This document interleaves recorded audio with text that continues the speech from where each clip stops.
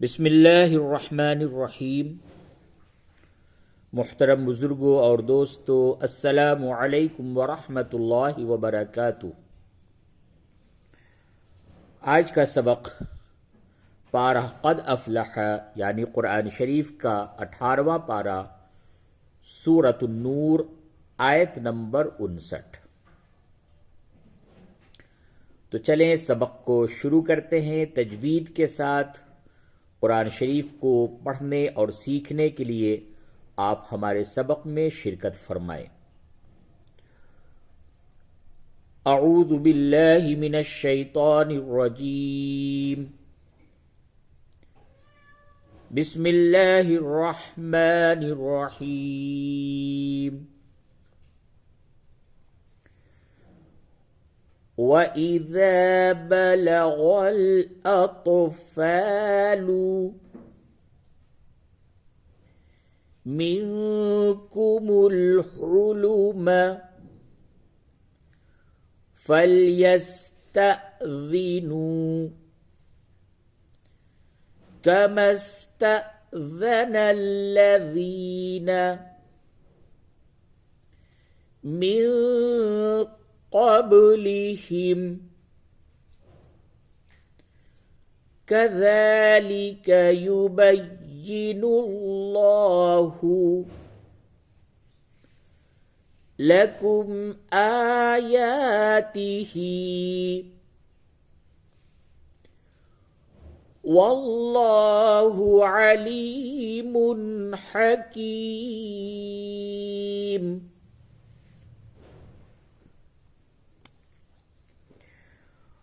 वइज़ा बलगल अत्फ़ालु मिनकुमुल हुलुम फ़ल्यस्तअज़िनू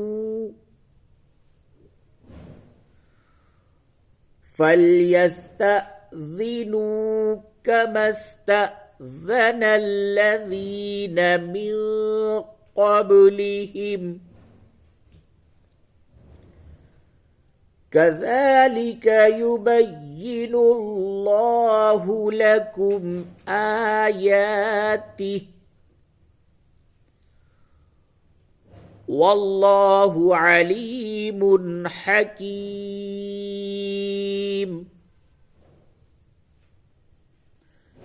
आयत नंबर 60। वल्क़वाइदु मिनन निसाइ अल्लाती ला यरजून निकाहन फलैस अलैहिन्न जुनाहुन अन यज़अन सियाबहुन्न गैर मुतबर्रिजातिन बिज़ीनह व अन यस्तअफ़िफ़न खैरुल लहुन्न वल्लाहु समीउन अलीम।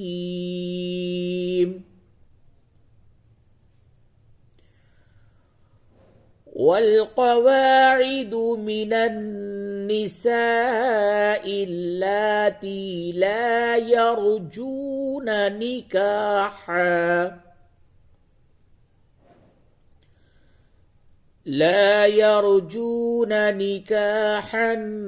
फलैस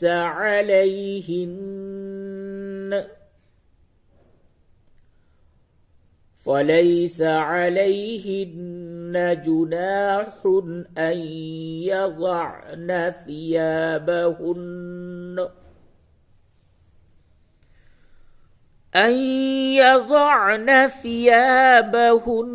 गैर मुतबर्रिजातिन बिज़ीनह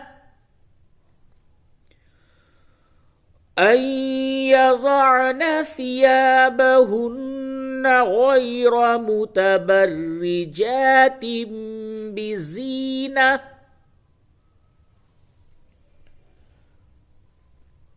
وأن يستعففن خير لهن والله سميع عليم. आयत नंबर 61।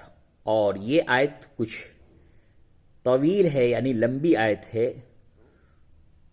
इस आयत को 2 दफा करके पढ़ाया जाएगा। लैस अलल अअमा हरजु वला अलल अअरज हरजु ليس على الأعمى حرج ولا على الأعرج حرج ولا على المريض حرج ولا على أنفسكم أن تأكلوا من بيوتكم أو بيوت آبائكم أو بيوت أمهاتكم أو بيوت إخوانكم أو بيوت أخواتكم أو بيوت أعمامكم أو بيوت عماتكم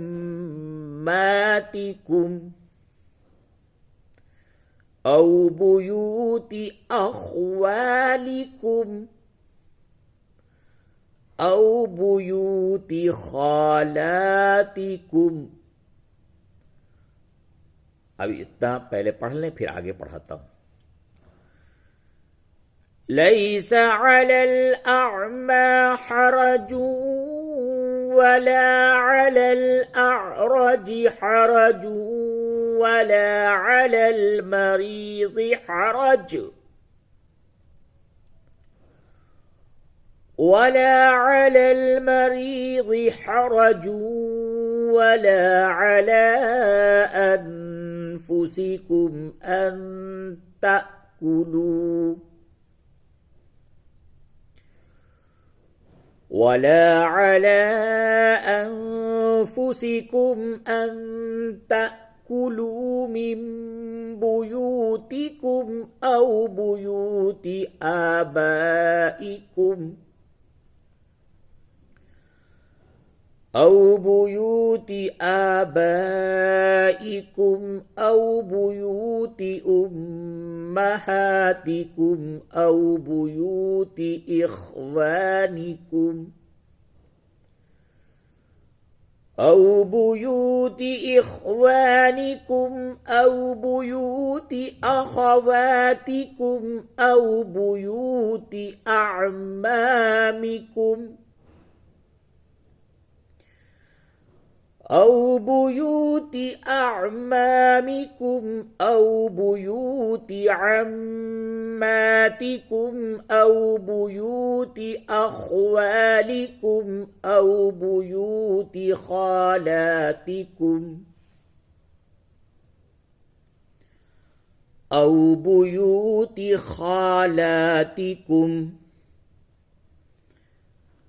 أو ما ملكتم مفاتحه أو صديقكم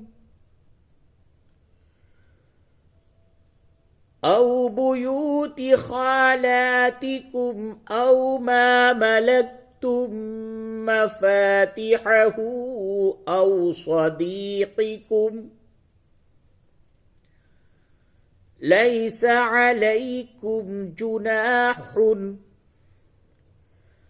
أن تأكلوا جميعا أو أشتاتا أو أشتاتا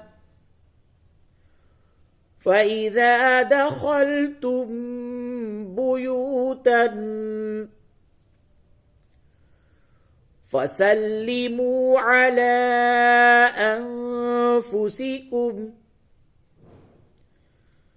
تحية من عند الله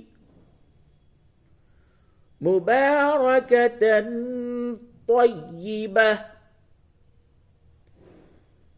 كذلك يبين الله لكم الآيات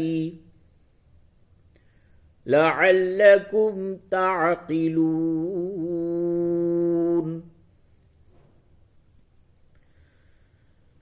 ليس عليكم جناح أن تأكلوا جميعا أو أشتاتا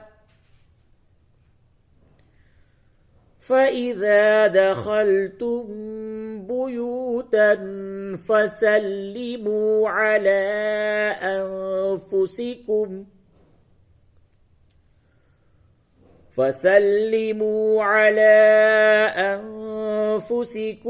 تحية من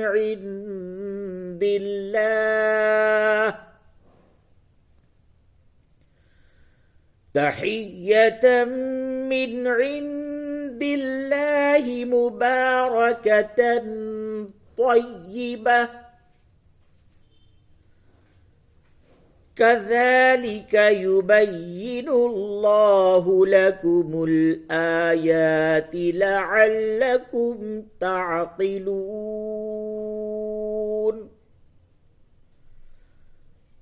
كذلك يبين الله لكم الآيات لعلكم تعقلون